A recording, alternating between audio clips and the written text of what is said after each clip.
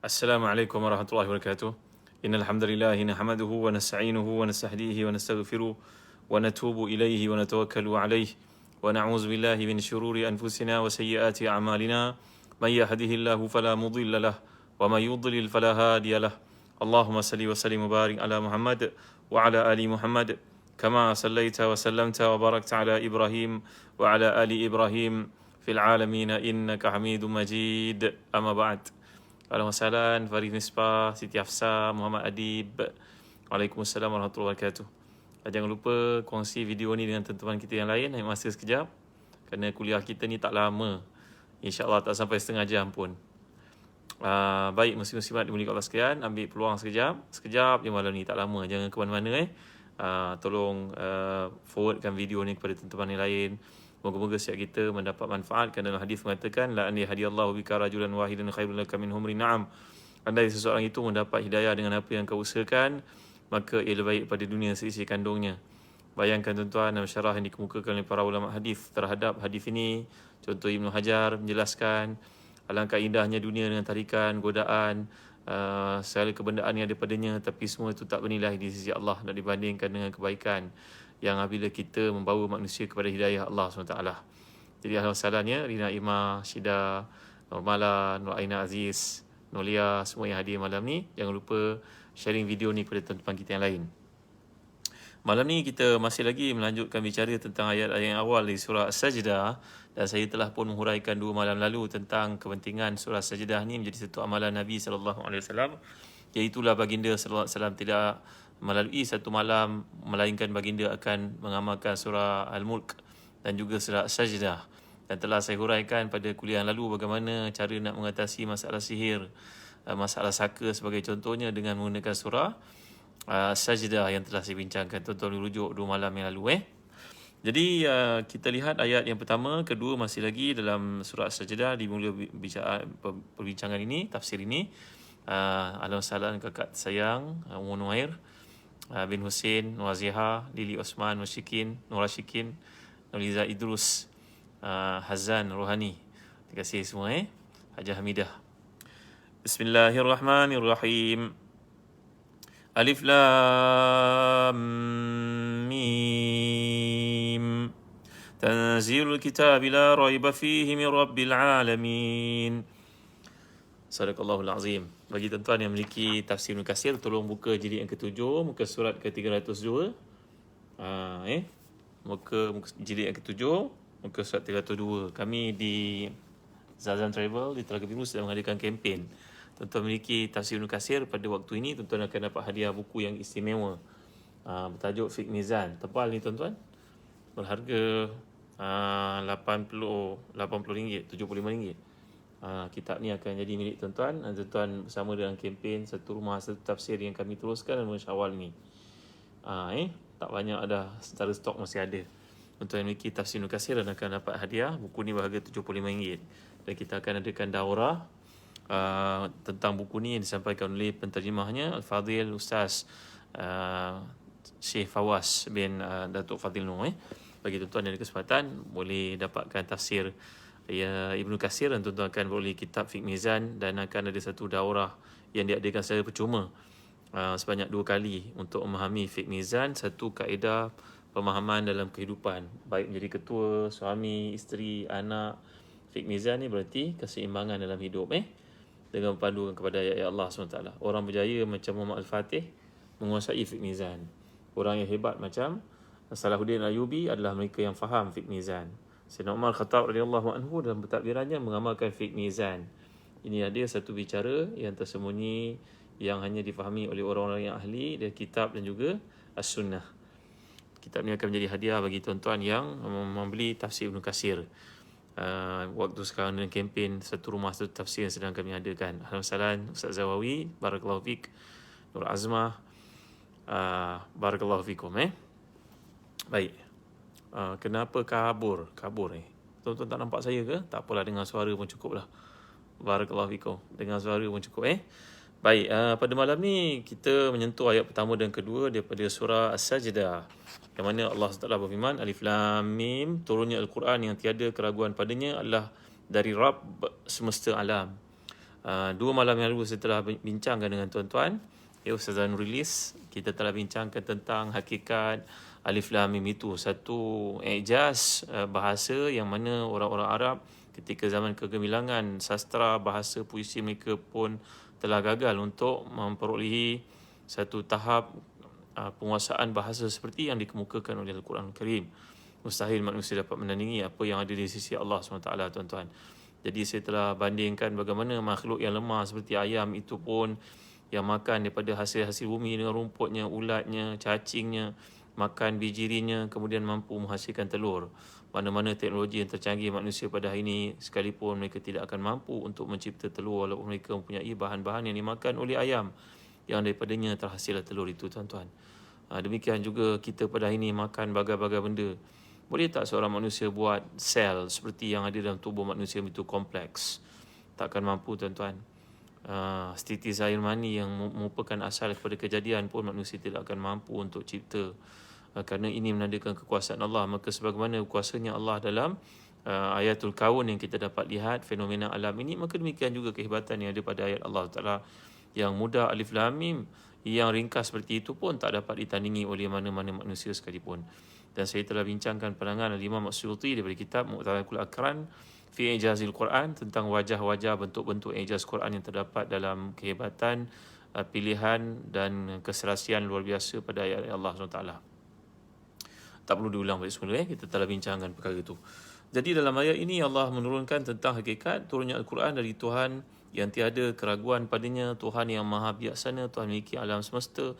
Sekarang masalah yang berlaku dalam kehidupan adalah kita ni yakin atau tidak Quran itu daripada Allah, tuan-tuan. Beginilah bandingan nak bagi mudah faham, kata Dr. Atik Nabulisi. Andai seseorang daripada kita bekerja sebagai accountant lah, kalau bahasa enaknya orang panggil pada ini CFO lah, Chief Financial Officer nama bukan hebat lagi, CEO ke COO ke apa-apa lah, CTO ke apa, macam-macam nama yang diberikan. Walaupun CEO sekalipun, ia merupakan Chief Executive Officer, ketua pegawai pengurusan operasi. Tetap juga merupakan officer rupanya. Allah Akbar, jadilah hamba kepada Allah, tuan-tuan, jangan jadi hamba pada manusia. Jadi balik kepada arahan yang dikeluarkan oleh seorang majikan, seorang bos, seorang syarikat besar lah, konglomerat besar lah, katakan big tycoon lah, katakan syarikat public listed besar, MNC lah orang kata. Maka bos besar pemilik syarikat ni mengeluarkan arahan kepada CFO-nya, accountant-nya, tolong isukan cek, tolong buat transfer sebanyak sekian-sekian-sekian kepada akaun sekian-sekian-sekian, description-nya saya akan bagi sekian-sekian-sekian. Oleh kerana seseorang accountant ataupun CFO ni orang panggil nama best dia, bekerja dengan seorang majikan yang paling hebat dalam dunia sekalipun, yang memiliki aset bilion-bilion nilainya sekalipun, dia mesti tahu arahan itu betul datang dari bos. Jangan silap buat arahan, jangan silap terima arahan, jangan silap buat pemindahan yang tidak berdasarkan kepada arahan bos. Nanti jadi CBT pula, tuan-tuan, Criminal Breach of Trust pula. Maka pokoknya adalah seorang yang memiliki akaun, pemegang akaun syarikat ini kecil ke besar ke tak kisahlah. Yang penting orang yang bertanggungjawab pegang akaun ini, dia meyakini bahawa arahan yang dikeluarkan itu daripada bos. Ya, baru kejap tadi aku telefon dia, baru kejap dia WhatsApp ke aku nak confirmkan, aku call dia pula. Mana begitu rapatnya hubungan di antara seseorang pegawai dengan pemilik syarikat, dengan pemilik, dengan majikan, dengan bosnya. Maka dia punya accessibility kepada bos itu dalam bentuk mudah baginya untuk menjalankan arahan itu.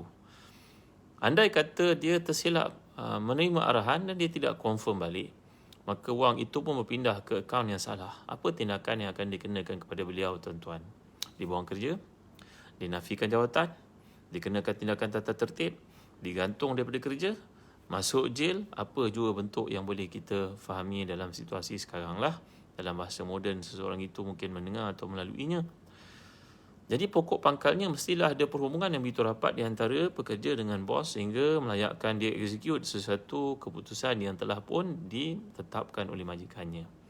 Bandingannya begitulah, tuan-tuan. Walillahil mathalul a'la. Bagi Allah ni contoh yang kita permudahkan. Kita tak samakan, tak samalah Allah dengan manusia, tuan-tuan ni.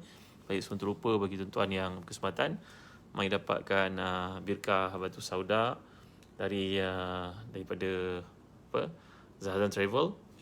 Merupakan satu produk yang berasaskan kepada Habatus Sauda yang digalakkan dalam Islam untuk kita gunakan, kerana Nabi kita sendiri telah bersabda yang merupakan habatul barakah. Habatul barakah ni berarti bijin keberkatan, padanya ada rawatan kepada semua penyakit melainkan kematian, kata Nabi SAW. Mari kita tengok dalamnya macam mana tuan-tuan. Terima kasih kepada Zazan Travel kerana pelajaran kuliah kita. Mudah untuk tuan-tuan nikmati kerana dalam keadaan seperti ini, nampak? Tuan-tuan boleh kunyah, boleh telan terus. Bismillah.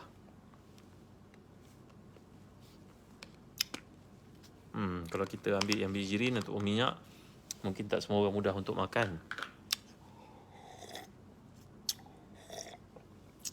Mari kita gunakan habatus sauda ni tuan-tuan.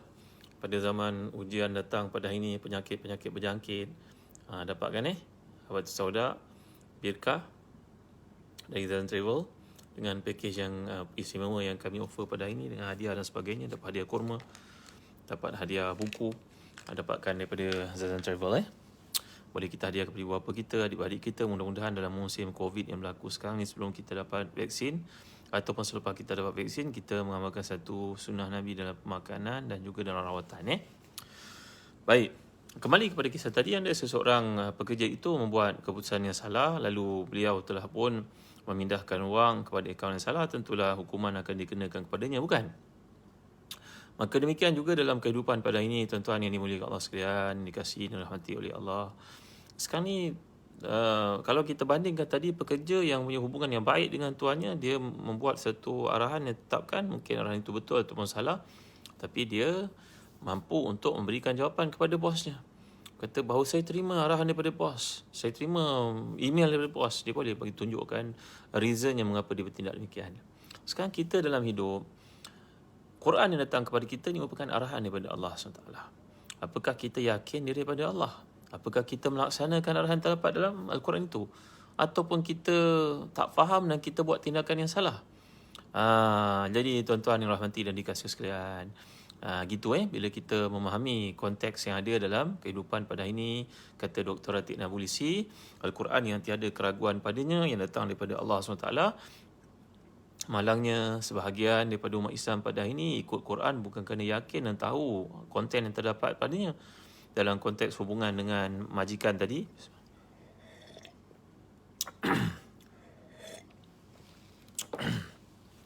maka seseorang kita bertindak di atas arahan yang jelas, kefahaman yang jitu, perhubungan yang baik dengan bos, ataupun agak-agak lebih kurang yang beginilah bos nak, kita tak faham arahan yang sebenarnya. Kalau kita tahu itu bos kita, kita tak jalankan arahan, ada hukuman yang dikenakan.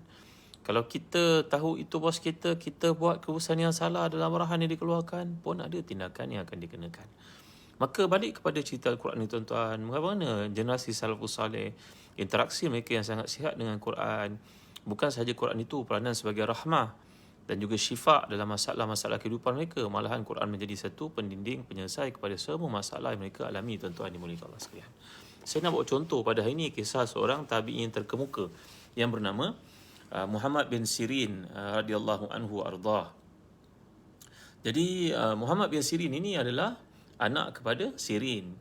Ibunya bernama Safiyah. Sirin ini asalnya merupakan hamba kepada Anas bin Malik radhiyallahu anhu. Itu merupakan khadam kepada Rasulullah SAW. Anas bin Malik akhirnya memerdekakan Sirin, dan Sirin pun berniaga macam Anas bin Malik dan berjaya dalam perniagaannya. Begitulah mentor yang hebat melahirkan orang yang hebat seperti ini juga. Sirin belajar berniaga daripada sifunya iaitu Anas bin Malik, akhirnya jadi seorang bisnesmen yang hebat. Dan kemudian dia pun nak berkahwin. Dia meminang hamba kepada Abu Bakar As-Siddiq radhiyallahu anhu, Amirul Mukminin. Sayyidina Abu Bakar merupakan khalifah Islam pertama selepas wafatnya Rasulullah SAW. Dan Sirin ini telah pun melamar Safiyah, hamba perempuan kepada Abu Bakar As-Siddiq. Abu Bakar As-Siddiq telah meneliti latar belakangnya, nak mengkahwinkan walaupun hambanya saja, tapi dia buat kerja seolah-olah dia bapa kepada Safiyah. Akhirnya perkahwinan itu pun disaksikan oleh para sahabat pada zaman itu. Beberapa orang ummahatul mukminin macam Aisyah radhiyallahu anha, Ummu Salamah radhiyallahu anha, Hafsah radhiyallahu anhunna jami'an, mereka ni telah pun menghiaskan Safiyah dengan secantik perhiasan untuk menjadi isteri kepada mempelai, menjadi suaminya iaitu Sirin. Perkahwinan pun berlaku, tuan-tuan dimuliakan Allah sekalian. Sirin merupakan seorang hamba yang saleh milik Anas Malik, Safiyah merupakan hamba yang salihah milik Abu Bakar As-Siddiq radhiyallahu an. Saya nak cerita bagaimana mereka punya keyakinan yang jelas terhadap Al-Quranul Karim yang diturunkan ni, sehingga mereka menjadi orang yang hebat-hebat, tuan-tuan dimuliakan Allah sekalian. Padahal nak dibandingkan dengan kehidupan kita pada hari ini, kata Syekh Muhammad Hassan Didu, kalaulah seseorang daripada para salafus salih itu hidup pada zaman kita, tentulah mereka menyangkakan kita ni dah masuk syurga, tuan-tuan. Kenapa? Kemewahan yang kita ada, rumah yang kita ada, kenderaan yang kita ada, pergerakan timur ke barat yang kita ada, segala kemudahan yang ada pada hari ini. Tentulah orang zaman dulu tak merasainya. Tetapi dengan kecekalan, ketebalan iman, mereka merupakan orang yang terbaik kerana mereka beriman dengan sebenar-benar, meyakini Quran itu daripada Allah dan mengamalkan Quran itu according to apa yang Allah Ta'ala kehendaki. Berbeza daripada kita pada ini yang belajarnya mungkin tinggi, maklumatnya banyak, tapi masih lagi gusar dan masih lagi tak tetap hati, masih lagi apa istilahnya, masih lagi tidak jelas tentang direction akhirat, GPS kita ke sana. Inilah masalah kita, tuan-tuan ya. Jadi Muhammad ini, Sirin ini berkahwin dengan Safiyah, akhirnya mereka pun dapat anak. Maka tuan-tuan dimuliakan sekalian, atas nasihat para sahabat ramai, namakan anak itu Muhammad bin Sirin radhiyallahu anhu ardah, anak kepada seorang daripada hamba, bapanya bekas hamba, ibunya bekas hamba, kepada dua orang sahabat Nabi yang mulia, Anas bin Malik dan juga Abu Bakar As-Siddiq radhiyallahu anhu. Maka tuan-tuan, Muhammad telah pun besar dalam satu iklim yang sangat dekat dengan Islam.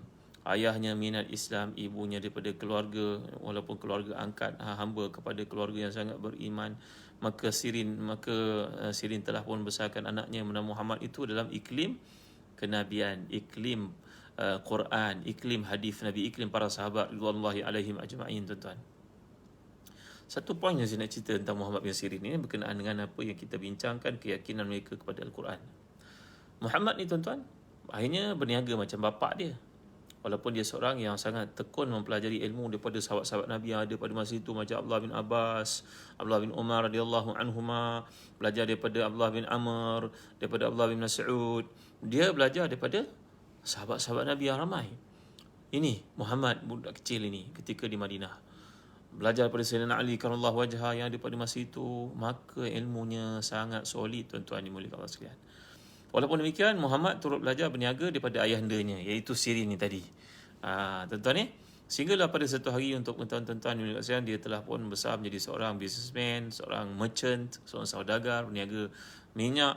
Kalaulah dia hadir di satu tempat di pasar dalam negara Islam sebagai contohnya, maka semua orang yang ada di pasar itu akan teringat Allah. Mereka akan bertakbir, bertahlil, bertahmid. Subhanallah, Masya Allah, Tabaraka wa Ta'ala, la ilaha illallah, kerana melihat Allah Muhammad bin Sirin ini. Watakannya, pembawakannya mengingatkan semua orang berada di pasar itu kepada akhirat, tuan-tuan dimuliakan Allah sekalian. Subhanallah, Masya Allah, Tabaraka wa Ta'ala. Pada satu hari, Muhammad bin Sirin selepas bekerja, dia akan mengajar. Waktu petang, malam, dia ada kuliah dia menulis, dia mengajar. Tiba-tiba datanglah seorang yang mendakwa di khalayak ramai, berkata, "Wahai Muhammad, engkau ini punya hutang kepada aku sebanyak 2 dirham. Pulangkan semula hutang wang itu kepadaku, wahai Muhammad." Muhammad bin Sirin menjawab dengan selamba, "Tidak, aku tidak ada hutang dengan engkau." Maka orang itu berkata lagi dengan lantangnya, "Kalau engkau betul-betul tak ada hutang aku, sila bersumpah, tahlif, sumpah." Tuan-tuan, sumpah ni tak digalakkan, tetapi alangkah terkejutnya semua anak murid Muhammad bin Sirin ini bila melihat Muhammad, guru mereka, bersumpah, "Demi Allah, aku tidak berhutang denganmu." Maka orang itu pun beredar dengan hampa dan malu. Maka tuan-tuan, tiba-tiba anak murid yang rapat dengannya habis kuliah datang jumpa dengan Syekh Muhammad, Imam Muhammad ini, berkata dengannya, "Wahai tuan guru kami nak tanyalah, kenapa tuan guru bersumpah pada masalah 2 dirham? 2 dirham macam RM80, tuan-tuan. Semalam kami tahu bahawa tuan telah pun menghalalkan satu transaction yang berlaku dengan tuan sebanyak 20,000 dirham. Tapi hari ini 2 dirham pun tuan dah bersumpah. Semalam tuan terus halalkan 20,000 dirham. Kenapa? Kata Muhammad bin Sirin, tuan-tuan dimuliakan, ni orang yang faham Quran. Dia berkata bahawa sebenarnya orang yang datang ini, aku tahu dia telah menipu ramai orang dengan cara demikian. Ni scammer lah, tuan-tuan. Scammer dulu dah ada dah. Scammer. Datang berjumpa dengan Muhammad bin Sirin, berkata, "Kau hutang aku 2 dinar." 2 dinar ada berapa, tuan-tuan? RM70, RM80. Dekat Telegram kita pun ada orang masuk, scammer masuk untuk minta duit. RM60-70, kita rasa kecil. Isteri dia masuk sini tak ada wad, kereta dia dah masuk wad, tak ada duit. Ini kereta pancit ternyata RM60 bagi. Tuan-tuan, bukan masalah RM60, tuan-tuan. Masalah orang tu penipu lah, tuan-tuan. Masalahnya dah ratus orang ditipu dengan RM60 tu, dah berapa ribu dia dapat. Dia dapat makan duit yang haram, dia bawa pulang untuk anak isteri dia. Kita sebagai orang beriman kena tegur, kena hentikan, tak boleh biarkan. Itu perkaranya. Jadi Muhammad bin Sirin yang faham Quran ni, bila orang tu datang minta kepadanya 2 dirham saja, beliau tolak. Demi Allah, aku tak hutang denganmu. Akhirnya bertanya anak muridnya, kenapa semalam Tuan halalkan 20,000 dirham, hari ini 2 dirham pun Tuan berkira-kira, bagi je lah. Dia kata bukan masalah bagi. Masalah semalam tu aku berniaga.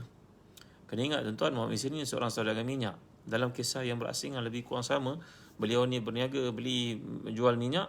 Pada hari itu bila dapati ada tikus mati dalam tong-tong minyaknya, maka dia merasa bimbang. Kalau dia pulangkan semula tong minyak yang mengandungi tikus itu, takut pembekal menjual minyak yang mengandungi tikus. Ia bangkai, boleh menyebabkan orang sakit dan sebagainya, kena kecil tikus dan sebagainya. Maka Muhammad bin Sirin telah pun mengambil risiko, mengatakan tak apalah, biarlah. Kita buang saja minyak ni, kita bayarlah pada pembekal. Kerana kalau kita pulangkan pada dia, berisiko untuk orang yang pada hari ini orang mungkin tak amanah, kata beliau. Mungkin dia akan jual minyak yang mengandungi racun najis itu, orang semua mati, kena penyakit dan sebagainya. Tak apalah, biar aku absorb loss yang berlaku pada hari ini, kerosakan dan juga damage yang berlaku. Maka beliau akhirnya tak mampu bayar dan akhirnya dia penjarakan, tuan-tuan, dalam kisah yang berasingan. Jadi ini istilahnya orang yang faham Quran sebagai satu utusan daripada Allah dan melaksanakan kehidupan selari dengan apa yang dikehendaki oleh Quran. La ilaha illallah Muhammadur Rasulullah, masya-Allah, tabaraka wa taala, la ilaha illallah, subhanallah, tabaraka wa taala. Jadi tuan-tuan dimuliakan sekalian, kalau kita faham Quran, senang cerita. Quran menyuruh sebagai contohnya dalam kehidupan pada ini supaya kita menjadikan panduan orang-orang berilmu. Fasalu ahla zikri in kuntum la ta'lamun. Nanti ada kesempatan kita bincangkan daripada surah Nahl contohnya. Surah Lebah, tanyalah kepada orang yang tahu anda yang tidak ada ilmu. Kalau hari ini orang kena penyakit COVID contohnya, kita dengar di sini orang meninggal dunia, dia bukan Illuminati, tuan-tuan. Dia bukan cerita Dajjal, bukan cerita-cerita yang orang sibuk-sibuk sebarkan pada hari ini. Kiamat akan berlaku, itu for sure. Tapi kita dalam Islam disuruh untuk melaksanakan satu tanggungjawab kita. Kita bekerja, itu ibadah kepada Allah. Bahkan dalam hadis yang sahih mengatakan, kalau di tangan kamu ada benih untuk ditanam, lalu kiamat berlaku, wa fi yadi ahadikum fasila in sata'an yaghrisaha falyaghrishha. Kalau kamu mampu untuk tanam pokok itu sedang kiamat sedang berlaku, tanam, walaupun kemusnahan akan berlaku, pasti berlaku. Kerana menanam itu satu ibadah. Maka janganlah kita sibuk mengatakan ini Illuminati, ini cerita Dajjal, ini vaksin, semua tak boleh. Kan senang kalau kita tanya pada orang yang ahli, tuan-tuan. Ahli doktor lah, tuan-tuan.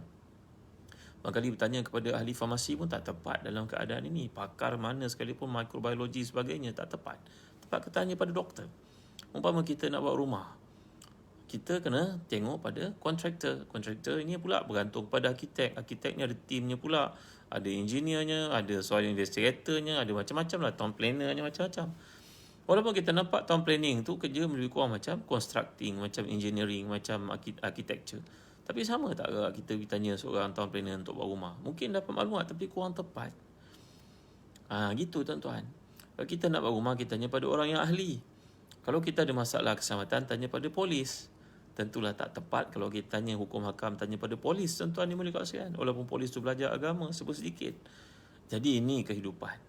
Jadi kembali kepada Quran. Quran yang diturunkan oleh Allah Taala ni menganjurkan kepada kita satu blueprint yang jelas, satu landasan yang jelas untuk kita bergerak.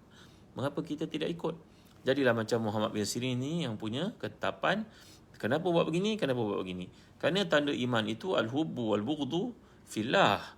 Al-hubbu lillah wal-bughdu lillah. Tanda kita cinta, tanda iman ini sempurna adalah engkau cinta kerana Allah, engkau benci kerana Allah, engkau menolak kerana Allah, engkau menerima kerana Allah SWT.